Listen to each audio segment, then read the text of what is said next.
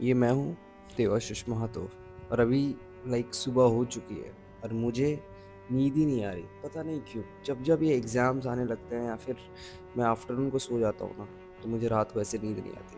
फिर मैं सोचने लगता हूँ क्या करूँ, क्या होगा। कल इंटरनल एग्ज़ाम्स है और मैंने कुछ पढ़ा ही नहीं है।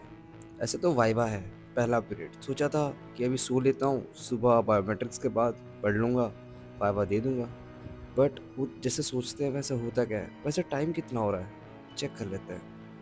ओह शिट, ये तो सुबह के 3:06 मतलब और 2-3 घंटे में मेरी बायोमेट्रिक्स की टाइम हो जाएगी। मुझे बायोमेट्रिक्स जाना पड़ेगा। अगर अभी नहीं सोया तो सुबह भी सो नहीं पाऊँगा, मतलब पढ़ नहीं पाऊँगा क्योंकि नींद आ जाएगी। करूँ तो करूँ क्या। ये सोचते सोचते कभी कभी सोचता हूँ कहीं मुझे कुछ बीमारी तो नहीं है कि ना मैं सो पा रहा हूँ, ना मैं पढ़ पा रहा हूँ, ना मेरी प्लेसमेंट हो रही है, ना कुछ। करूँ तो करूँ क्या। ये दोनों तो सो गए हैं आराम से। अब मुझे नींद नहीं आ रही, क्या करूँ। मूवी देख लूँ क्या। नहीं यार, जिंदगी एक मूवी बन चुकी है, वही देखी नहीं जा रही मेरे से। एक काम करता हूँ, पढ़ ही लेता हूँ। ऐसे भी नींद नहीं आ रही, क्या पता बुक देखती नींद आ जाए। वैसे सब्जेक्ट कौन सा है। हाँ, ब्रिज इक्विपमेंट। अब ब्रिज इक्विपमेंट में रेडार आई थिंक वाइवा में सर पूछने वाले हैं। तो ये है वो बुक जिसको अभी मुझे पढ़ना पड़ेगा। बट इसमें जो रेडार टॉपिक है, जो सब्जेक्ट है, वो एक बुक है। मतलब एक चैप्टर ही एक पूरा बुक है। मतलब मुझे ये पूरा पढ़ना है। Are you kidding me. इसीलिए मुझे नींद नहीं आ रही। भगवान मुझे इशारा कर रहा है कि पढ़ ले, पढ़ ले। अरे क्या पढूं मैं। बुक खोला तो देख रहा हूँ कि कौन सा बुक मुझे ये मिल गया था यार। ओ गॉड, अब ये पूरा बुक मुझे पढ़ना पड़ेगा। अब इसमें से कल 2-3 सवाल पूछेंगे, वो भी वाइवा में। क्या पता क्या दिमाग में चल रहा हो उसका, क्या पूछे। बट करना पड़ेगा देवाशीष, और कोई चारा नहीं है। पहले तो कंटेंट देख लेते हैं क्या क्या कंटेंट है, फिर आगे का सोचते हैं। देख।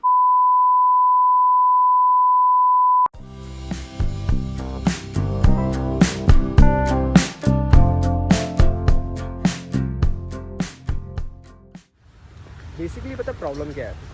प्रॉब्लम ये है कि अभी मेरे इंटरनल एग्ज़ाम्स स्टार्ट हो चुके हैं। इंटरनल में आपका बेसिकली वाइवा होता है एंड सबसे इम्पॉर्टेंट क्या होता है वाइवा में बताता हूँ।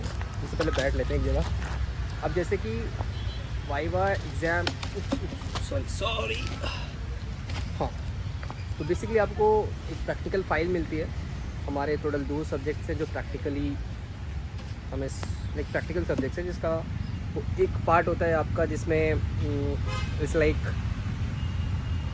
इंटरनल एग्ज़ाम्स होते हैं। लाइक उसमें आपको प्रैक्टिकल फाइल में रहती है। आपने जितना भी उसमें एक्सपेरिमेंट और प्रैक्टिकल्स आपने किया होगा उसमें आपको लिखना होता है एज अ जनरल नोटबुक। फिर उसे आपको कवर करना होता है। उसमें कुछ फ़ोटोज़ होते हैं, पिक्चर्स होते हैं जो हमें चिपकाना होता है। तो मेरे पास फेविकॉल नहीं था, तो वो एक फेविकॉल का चक्कर के लिए मैंने शोर लीव आने का डिसीजन लिया। एंड इंटरनल एग्ज़ाम्स बहुत ही ज़्यादा इंपॉर्टेंट होते हैं because it's consist of 30 marks in every subjects. But अगर आप दूसरे सब्जेक्ट्स का लोगे जैसे कि प्रैक्टिकल सब्जेक्ट्स, तो उसमें 50 मार्क्स इंटरनल, 50 मार्क्स एक्सटर्नल होते हैं। 50 मार्क्स इंटरनल में क्या होता है, इट्स बेसिकली 50 मार्क्स में आपका 40 मार्क्स का रिटर्न हो जाएगा, 10 मार्क्स का वाइवा हो जाएगा। जो एक्सटर्नल एक बाहर से कोई आते हैं वो आपके एग्जामिनेशन लेते हैं। वायर एज आपको जो बाकी सब्जेक्ट्स हैं जिसमें 30 मार्क्स इंटरनल है और 70 मार्क्स का आप एक्सटर्नल एग्ज़ाम दोगे, तो उसमें सबसे क्रेजियस्ट पार्ट ये होता है ना कि आप जो 30 मार्क्स का एग्ज़ाम दोगे वो हर एक सब्जेक्ट्स के अलग है। मेरा 6th रिवीजन चल रहा है तो उसमें थोड़ा सा अलग है, जैसे वाइवा देना होता है। अब जैसे मैंने कार्गो हैंडलिंग के लिए एक वाइवा दिया था, मेरा टॉपिक था रोरो वेसल्स। उसमें मैंने एक या 2 मिस्टेक्स किए जिसके कारण आई वॉज फेल, तो वापस मुझे देना होगा। तो अगर मान लो आपको 30 मार्क्स का इंटरनल है तो 15 इज़ द पासिंग मार्क। और अगर आपको मान लो उसमें 10 मिले इंटरनल एग्ज़ाम में, सपोज यू गॉट 10 मार्क्स, तो आपको एक्सटर्नल एग्ज़ाम जो यूनिवर्सिटी एग्ज़ाम है उसमें आपको 14 आना होगा पास होने के लिए। तो वही आपको बहुत बड़ा चैलेंजिंग है। So this is all. Chanakya मैं बता रहा हूँ आपको ना, इंटरनल मार्क्स जो है ईजिली नहीं मिलते। I don't know about other institute, but Chanakya में इंटरनल मार्क्स ईजिली नहीं मिलते। आपको हैरानी होगी कि बहुत लोग इंटरनल में भी फेल होते हैं। सो इट्स लाइक, अभी तक मैं नहीं हुआ हूँ बट एक सब्जेक्ट था मेरा MECS लास्ट सेमेस्टर, जिसमें मुझे इंटरनल 14 मिली थी, पासिंग 15 था।